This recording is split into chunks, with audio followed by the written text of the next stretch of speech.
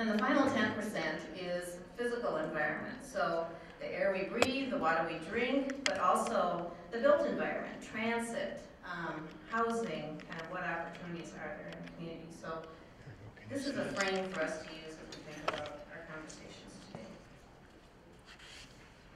today. So thinking about that kind of lens and looking also through the equity lens, let's look at Minneapolis.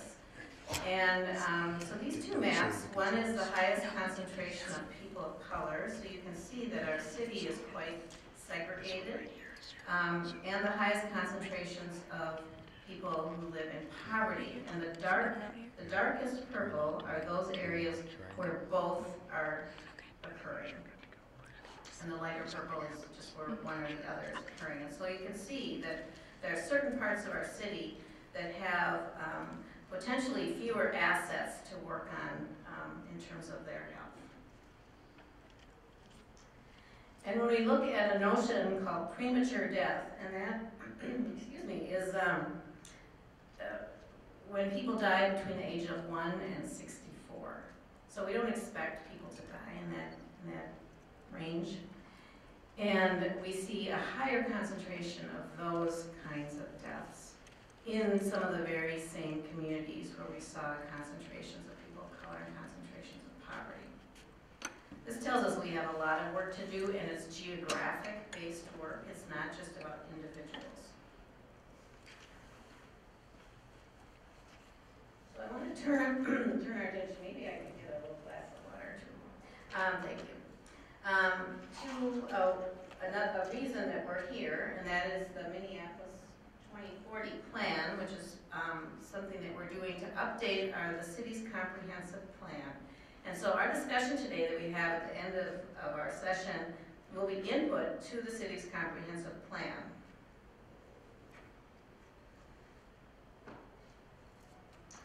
The comprehensive plan is something that the Metropolitan Council requires us to do, a long-range plan every 10 years. It's something that goes on in other municipal areas as well. So around the country, people are finishing comprehensive plans, or just updating comprehensive plans, so this isn't only a metropolitan Minnesota issue, but it's something that's going on across the country. There are required components. So the plan has to address transportation, it has to address water, parks, and housing. There's an opportunity to address other issues as well. And so for the 2040 plan, Minneapolis is going to have a public health chapter. So we're going to have a whole section of this plan that's going to look at health. We've started to talk about that, and we know that many of our ideas that are in the health chapter are also going to hopefully be represented in the transportation one or in the water one, so that we will have integration across the plan, but we'll also have a special place where we can think about health. And this is a phenomenon. This has not happened in the past in Minneapolis. It's something that we see across the country in other plans as well. And part of developing this plan is our civic engagement. And so this is really a kind of a kickoff for some of the civic engagement that we hope to incorporate in the plan. I was looking at, there's a 50-page document about how we're going to develop, or how we're going to engage folks. And part of our engagement is going to be reporting back and showing people what influence their ideas had on the plan. So it's not just influence into a big void, but influence that you can see the impact of. And in terms of listening today, Hyla Mays, who's here in the front row, one of our green shirt wearers, and I are co-chairs of the Public Health Research Team, and so our ears and listening are here. Joy Stevens and I are both on the members of the steering committee, which is an oversight group for the whole city. And so again, we will be very interested in what you are telling us today, because it has relevance for the health plan, but it also has relevance for the equity focus of the plan overall. So I'd like now to introduce Sarah. Sarah Schutt from the Minnesota Health Department, where she is the International Health Coordinator. She is doing a presentation in her own right, of course, but also through the eyes, perhaps, of Tao-Mei Zhang, who is the Director of the Center for Health Equity. Sarah.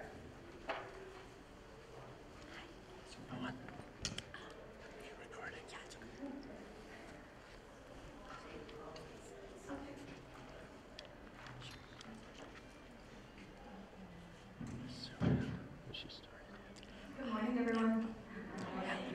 It was a blustering morning out there, snowing and everything. Wasn't expecting that.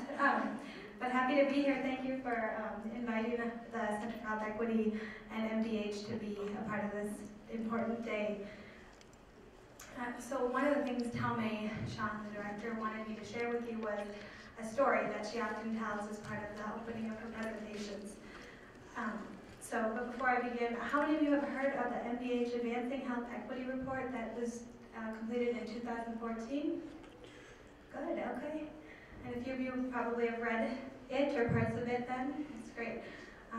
So the work of the center is to really advance the work of that report. So the story is that our own health commissioner, Dr. Ed Ellinger, he grew up in Green Bay, Wisconsin, and shared that in the 1950s, he saw Bobby Mann, who was a football player for the Packers. He saw an African-American football player during a Packers game, and that it was the first time he had ever seen an African-American. Our commissioner is white. He asked his dad why he didn't see more African-Americans in the city, and his dad told him that Bobby Mann was only allowed to live in the city during football season, and that when he did live there, he had to live in a cabin behind a restaurant behind the edge of town. So hearing the commissioner's story about seeing an African-American for the first time and learning about these local policies that prohibited African-Americans from living in Green Bay, and then having his father place that sense of hope in the commissioner that he had a role in changing the conditions in which we live, always reminded Tao-Mei of her own story growing up in Appleton, Wisconsin. So Tao-Mei only lived 30 minutes away from Green Bay in Appleton, and even though this was later than the commissioner, her experiences were not much different from what her family experienced. So in the late 70s, they resettled in Appleton, Wisconsin, and they were only the third Hmong family to resettle there. And she said no one had ever heard of a Hmong person, much less seen one. And her mom worked in a local factory where her mom was harassed, she said, almost daily, and sometimes even received death threats. And her mom's coworkers had felt like she had really taken a job that another American deserved more. So when we hear about these experiences from her parents, Tao-Mei didn't question them, she was simply angry and frustrated. And her father would tell her that she had the power to change these conditions, but she could never forget where she came from and her own cultural identity. So interestingly enough, the commissioner and Tao-Mei both, though different experience, witnessed how racial segregation played out.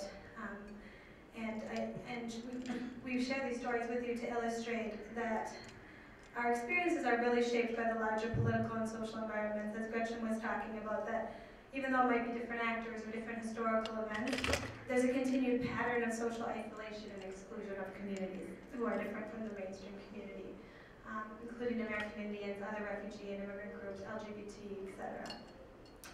So now, sorry. Thank you. So, I wanted to share this definition of public health because it goes to the core of our conversation today, that we need to work together collaboratively in partnership to create the conditions for health for everyone. So public health is what we do as a society collectively to assure the conditions in which all people can be healthy. And so what are the prerequisite conditions for health? Up on this board is the list of peace, shelter, education, food, income, Gretchen mentioned a lot of these, stable ecosystem, sustainable resources, and social justice and equity. And if you think about it, a lot of those are the Maslow's hierarchy of basic survival needs, and then a bit more than that. Those really are prerequisites. And it's important that we speak a common language, so we just wanted to give you the terminology that we use in the report and we continue to use as we move forward. So we hear the terms health equity and health disparities a lot, and many people use them interchangeably, but they are in fact two very different concepts and ideas. So health equity is the basic idea and principle that everyone, regardless of race, ethnicity, gender, age, sexual orientation, religion, have the opportunity to live a healthy life. And the key there is the opportunity to be healthy. Whereas a health disparity is a population-based difference in health outcomes. For example, women have higher rates of breast cancer than men. So just to give you those definitions to keep in mind. And then the commissioner here also wanted me to talk about structural racism versus institutional racism. So an example of structural racism would be a pattern of how things have been done and accepted as normal. For example, the public education system, where often poor neighborhoods have a very different quality of education than rich neighborhoods do. And that is kind of accepted as a norm, and not, or at least is not changing as quickly as it needs to be changing in our view. So you could point to North Minneapolis or other neighborhoods in Minneapolis as examples of that. And institutional racism, on the other hand, is when state government or other agencies might have practices and policies that produce outcomes that chronically favor one group over the other. So an example is our grant management work. Often smaller, newer organizations, culturally specific organizations might have a harder time being highly competitive in some of the grants, which then ends up in them not getting funding, which then ends up in some of those groups that are best positioned to reach those communities directly, and the communities that we're talking about constantly that need the most services, they don't end up getting that funding, and that's an example of institutional racism. So the Commissioner's triple aim of health equity is first expanding the understanding of what creates health, really the narrative or the story. Two, implementing a health and all policies approach with health equity as the goal, and that's really about the systems and the policies that we have. And then three, strengthening the capacities of communities to create their own healthy futures, which is really about the capacity to act and about power. So just another thing to keep in mind, and this is a set of essential practices necessary to build the capacity to advance health equity work, and we are using these practices to guide our work at the program, organization and system levels, but I think they can apply to all of us here today as well. So, and social connectedness ties it all together. Yeah. White paper on income and health. So last year this was presented to the legislature, and as the chart, as you might already know, income is one of the strongest and most consistent predictors of health and disease. Research finds that people with higher incomes generally enjoy better health outcomes and live longer than people with lower incomes. And the relationship between income and health consistently appear to be correlated in numerous research studies. So the more income you have, the better health you have, and this is due to opportunities available due to income as well. So whereas people who are low income have worse health outcomes, so an example is almost 40% of the people who make less than $35,000 here identify as having fair or poor health. And then in terms of life expectancy, that chart, unless you have like 20/10 vision, which I don't, shows that those who make over $75,000 annually have a life expectancy of 82.5 years, whereas those who make less than $35,000 only have a life expectancy of 74.1 years, which is over an 8-year difference, just based on income alone. Another key example is those with the lowest incomes are also least likely to have access to paid sick leave. So you can see, again, if you have exquisite vision, that those making less than $15 per hour only have about 35% of whom have access to paid sick leave, which affects everything. It affects your family. I have a new baby, and I can't imagine not having access to paid sick leave. Just the consequences, the implications for our family alone that would have. So it's very important that people and organizations are fighting to make this a priority at the legislature and in Minneapolis, which Gretchen can talk more about. So why is race also important in this conversation? The connection between systemic disadvantage and health equities by race is clear and predictive of future health of our community. In the Advancing Health Equity Report, we use the example of home ownership. How many of you know the rate of home ownership of white people in Minnesota? Any guesses? 5%. I think I heard somebody say 75%. Very good. And blacks, however, how many do you think? 22%. Other populations of color, 49%. So this disparity maintains disadvantage through property values, the ability to accumulate property wealth, school quality, which is affected by the property tax system, and on and on. So our final example of the real-life implications of some of these inequalities is mortality disparity ratios by race and ethnicity in Minnesota and age. So the persistent inequities in Minnesota are illustrated most starkly in this comparison of mortality rates by race and ethnicity. As illustrated, the rate of death in American Indian population is much higher than the state's white population across all groups, except the elderly. And African American rates of mortality, which would be the yellow. So American Indian is the blue, and then the yellow is African American, the green is Asian, and purple is Hispanic, and then the dotted red line is white. They're also, African American rates of mortality are also consistently higher than whites. So how did we get here, and why should we care? To know how we got here, we really have to look at the root causes of these health inequities and examine what are the conditions that create opportunities for everyone to be healthy. Again, peace, safety, housing, quality education, transportation, etc. Everything we're going to talk about today. Disparities, I really want people, and I think that the commissioner really wants people to take away, is disparities are not simply because of a lack of access to health care. It's not because you didn't make that doctor's appointment or you didn't have health insurance. It's also not because you made poor individual choices. That's not the only factor that influences. So it's not just because, oh, you chose to smoke, or you didn't walk enough steps to get to this presentation, although you did walk a lot of steps to get to this presentation.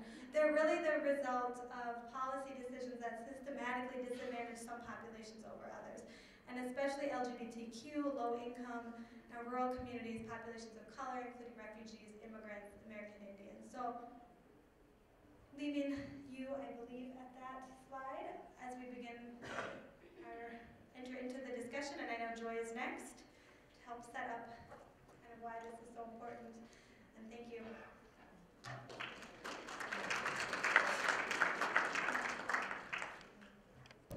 Good morning.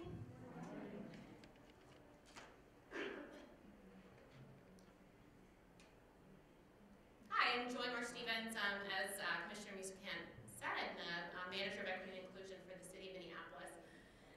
Our mission statement for our comprehensive planning process is that we strive to be an inspiring city, growing in equity, health, and opportunity. So essentially, based on what we've talked about from a health standpoint, we have to keep in mind that when we talk about health, we also have to keep at the center of that planning and that thinking the very racialized outcomes that communities of color and our Native Americans are facing in the city of Minneapolis. So these become a very critical lens. The equity lens is a very critical lens through which we do our planning and in which we begin to think about the future of who Minneapolis is becoming. As Minneapolis becomes more and more represented by people of color and how white residents in the city become the minority over time, we have to keep at the center and the forefront of our work the thinking about how the decisions that we're making through the comprehensive planning process are going to impact the people of color, Native Americans, or immigrant communities who are making Minneapolis their home. So as we continue to grow and to think about that, I'm really excited that this becomes one of the key visions through which we do this work. As a member of the steering long for us to actually come up with this vision and to recognize the importance of keeping these three components, equity, health, and opportunity, at the center of the work that we do as we plan this process. And for me, I'm a bit partial to the theme about equity, and really, as I'll talk a little bit about how equity is not some separate and distinct conversation from health and opportunity, but it truly is a thread through which we need to weave all of our work.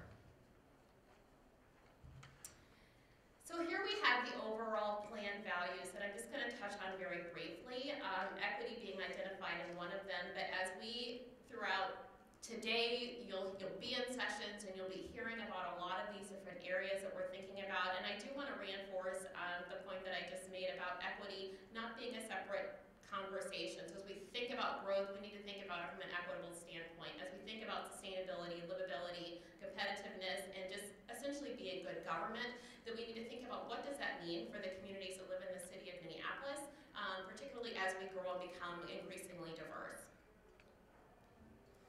And I definitely want to reiterate that this conversation about equity that's tied to the comprehensive planning process is not at all separate and distinct from the work that we do every single day.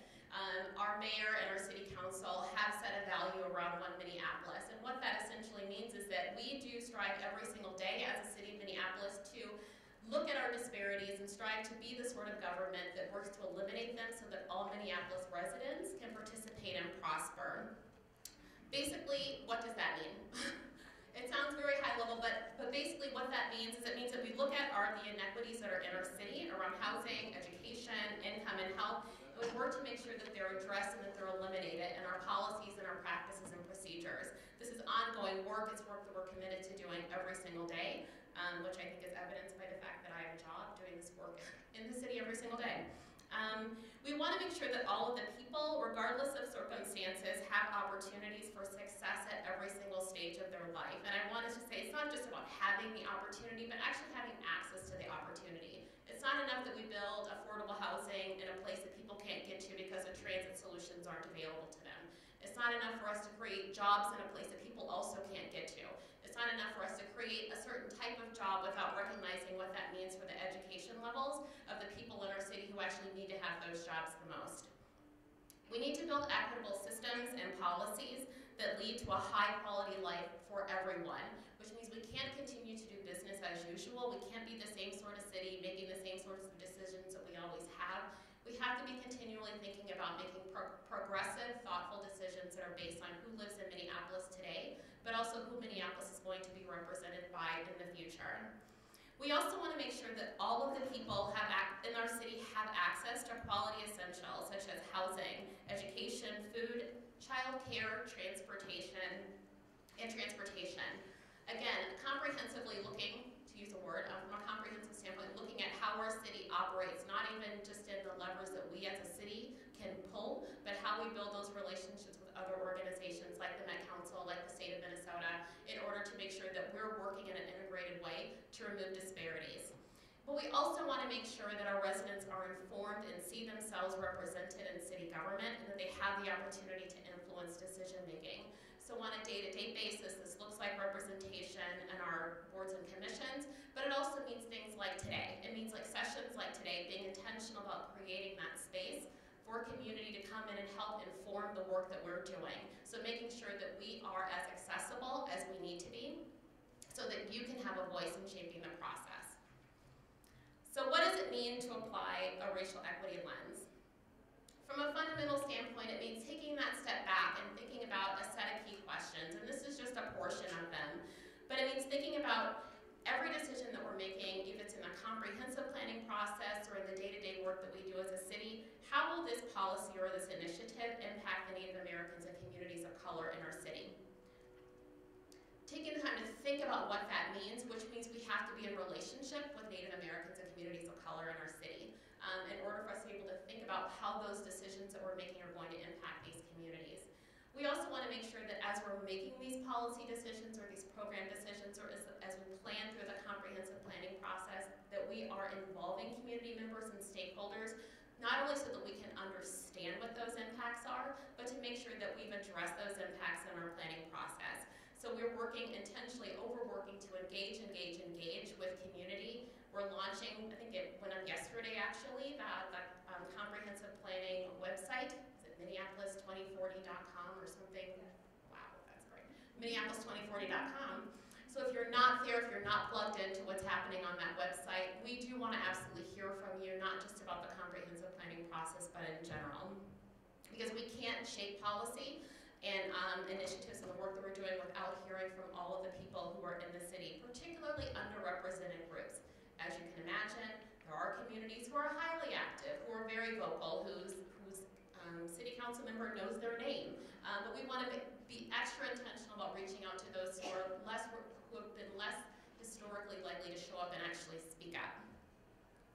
We also want to make decisions that are data-driven. We have a tremendous amount of data that exists if it's through our partnership with the state of Minnesota, the University of Minnesota, other organizations. We have a lot of data to help us understand exactly how past policies have impacted communities of color and what those outcomes look like from a racialized standpoint.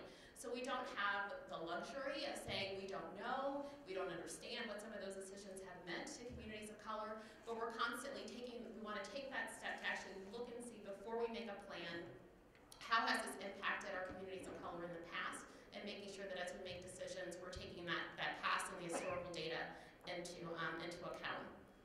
And where are there opportunities for us to reduce those disparities in the planning that we're making? We've thought about the policy, we've thought about those impacts for communities of color, we've asked and engaged community around what exactly it is that they want and how they think that this policy and initiative can impact and benefit their lives. We've taken the time to think about what the data is saying to help influence those decisions, but then we're also going to be innovative and thoughtful around how can we do things differently. How can we actually use this as an opportunity to move the dial as it relates to racial equity in the city? But then lastly, also thinking about root cause. So not just thinking about it from a surface standpoint, but really digging down deep so that we're not just making a decision that impacts a very small or has a very small long-term benefit, but really digging down to those root causes. Is it an ordinance that we need to change? Is it something that's just rooted in how we've always done business that we need to actually shift in order to make sure that we have long-term sustainable change? So the big ideas. So in order for us to actually address equity, it's not something that we as a city can do in a vacuum. Yes, we have a tremendous amount of data. We have an enormous number of people in our city who are very passionate about this work, not just at the elected level, but also from a staff level. But moving forward means we both have to confront our past and acknowledge the roles that structures have played in creating or unintentionally creating many of these racial inequalities that we're facing today. We don't have the ability to right those wrongs of our past simply by glossing over who it is that institutions have been and then thinking about, well, we'll just do things differently going forward. We have to take that step back and think about how it is that we got there. We need to decide that we can't just decide that everyone gets the same advantage going forward, because many people, as we've seen with the health outcomes report, we've seen that many of us, communities of color, Native Americans, are already starting at a deficit. So that's where the equitable piece comes in. We need to be thinking about where people are starting from and make sure that our planning takes that into account going forward so that we can actually meet our vision, not just from the comprehensive planning process, but actually becoming one Minneapolis. So as the manager of equity and inclusion, I can tell you I personally look forward to hearing all of your big ideas about the city of Minneapolis and how we can advance racial equity so that all of our residents can prosper. Our comprehensive planning process is rooted in an inclusive model by which stakeholders, such as you, can inform us in the resulting planning and the policy decisions. And this only works if you're with your active engagement, that of your friends and your neighbors, and particularly those who generally don't speak up. Our success is diminished by the degree by which we have underrepresented voices in our community. So please make use of that website that I mentioned, Minneapolis2040.com.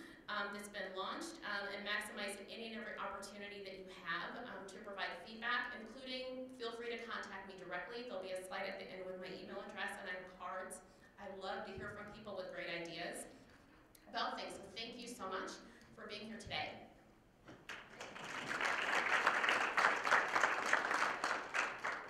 Thank you, Joy and Sarah. I hope that you feel like we have some common grounding now for some conversations that we're going to launch into. What I'd like you to do, first I want to point out that we have frequently asked questions at the end of every table, and I think those do have the website and other information on them. I'm getting some nodding. So pick one of those up. And I also want to recognize Olivia Walker, who has been instrumental in helping to kind of create this session that we're having today, and will be also helping us in the facilitated portion. I did a rough count of who's in the room, and so I sat here and decided on my own, and someone can correct me, but maybe we'll have 6 groups. So a group of maybe 6 to 7 people, and we've got some great big sticky sheets on the corners on the side, so 4 there, and then we've got 1 in the front here and 1 in the back there. So I think that's 6 groups of 6 to 7 people, so hopefully that's a group that will allow you to have some conversation. What I'd like you to do, we want to recognize that we have introverts and extroverts, and so we want to have time for both kinds of brains to work. So we have, I think, at each one, or we will, these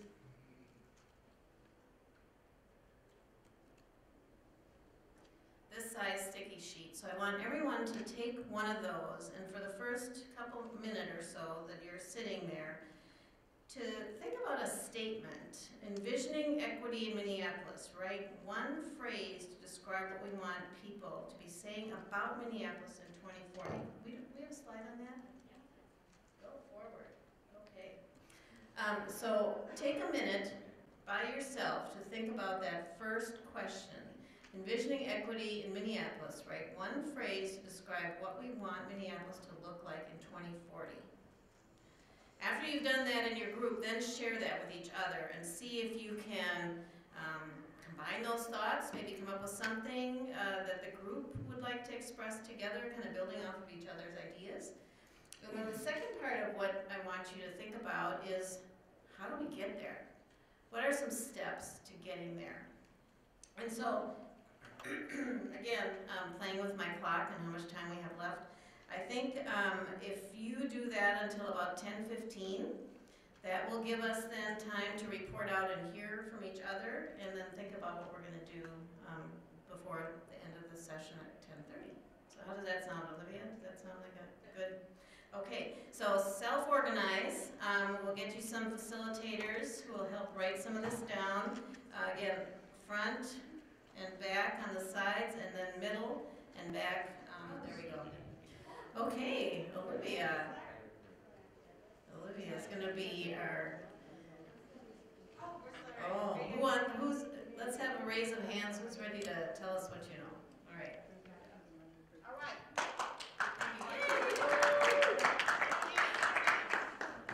Team Minneapolis. Our vision is one where everyone has an economic and personal connection to living, working, playing, growing, and caring for themselves and their neighbors.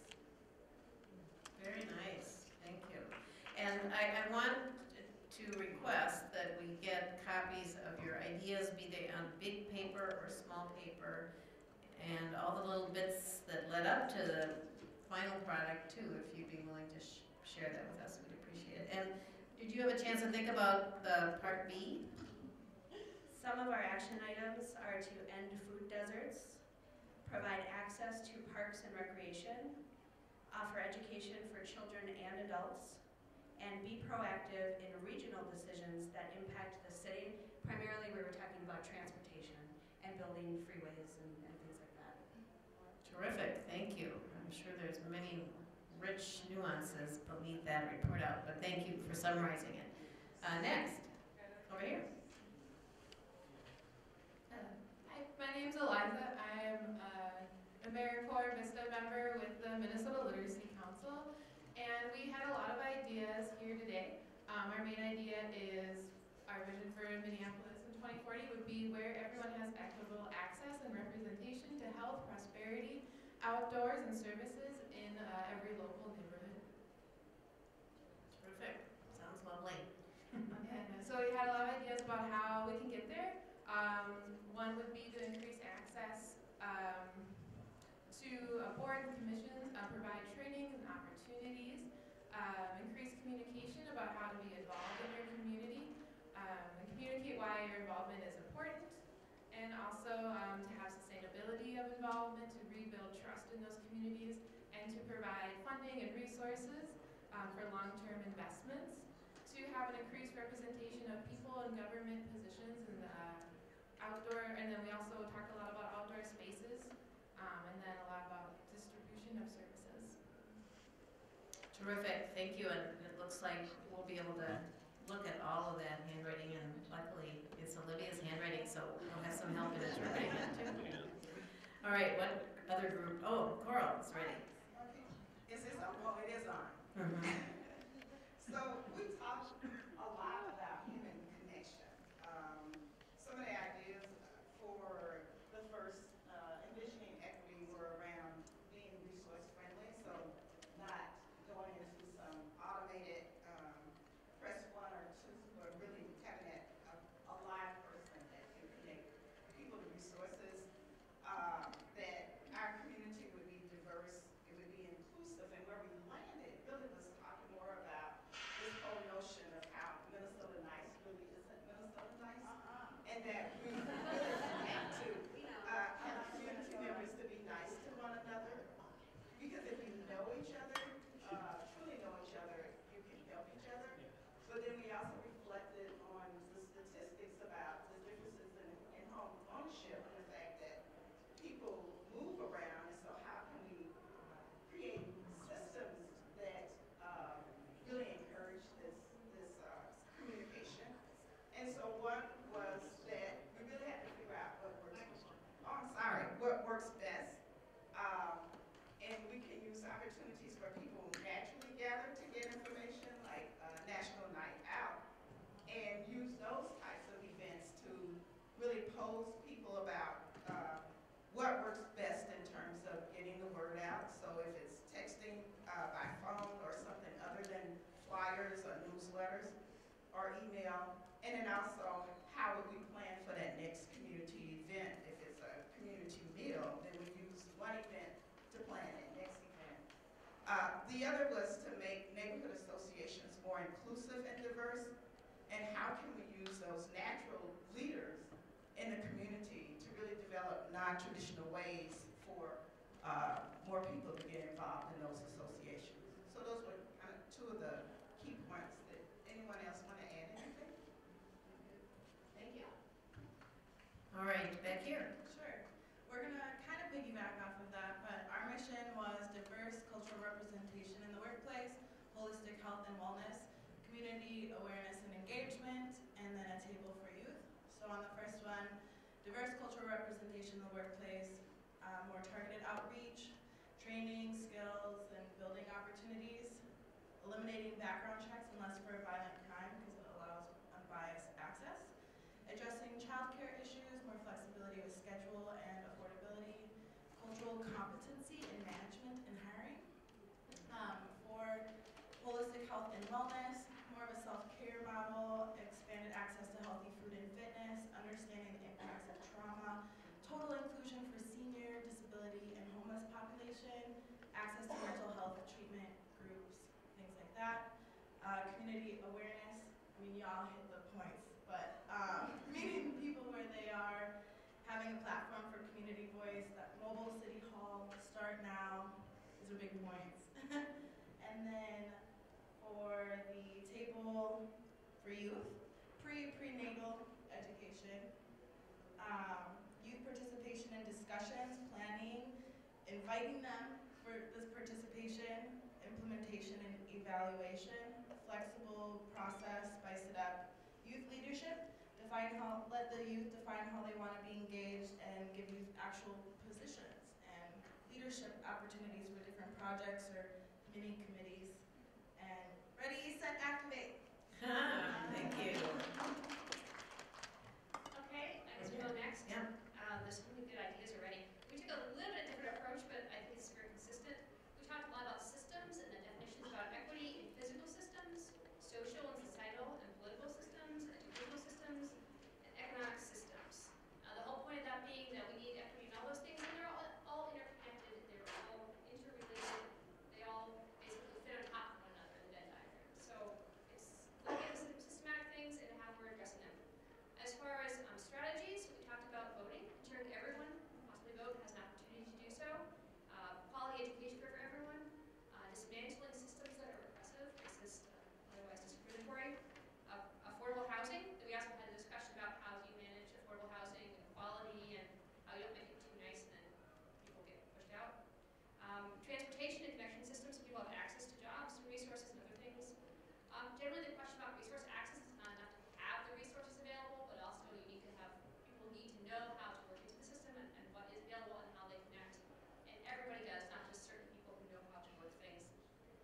social services provided, and generally just connections and access to what's available.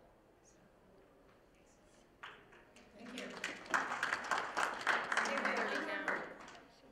Hi everyone, my name is Kristen.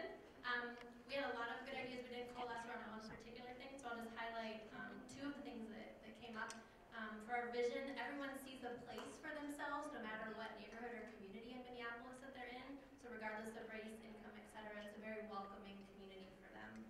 And another thing we talked about was that there's community connections that exist to help people, no matter what level they're at or where they're coming from, to help people come together and solve problems together. So those are two of our main visions. And then we had a lot of ideas for ways to get there.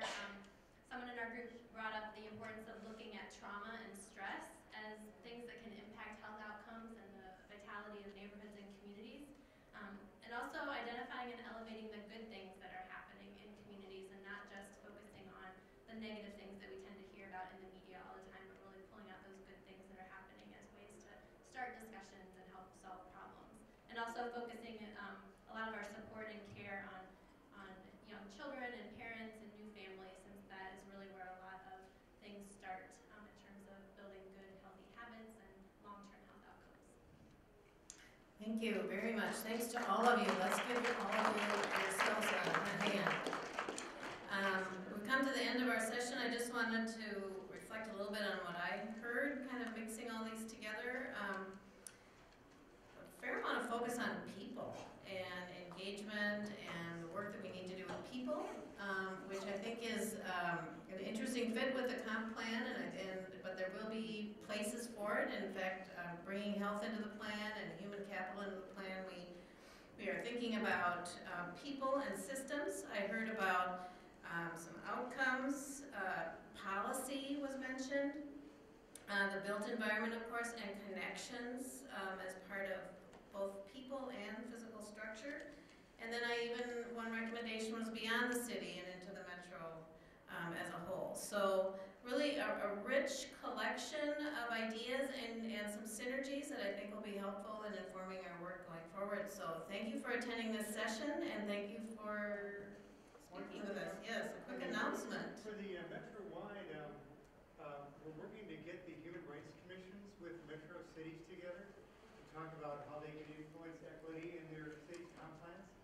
So we just had a meeting last week with Hennepin County cities, with 14 cities where they're talking about their climate action plans with comp plans. So if any of you are interested, I have a flyer here about we'll do one like in June with the, like Wilmington with their Human Rights Commission, Minneapolis, other cities, so they can like work on specific ways of overcoming the racial disparities as they do their comp plans too. Terrific, that'll dovetail very well. So thanks everybody for starting out your day with us.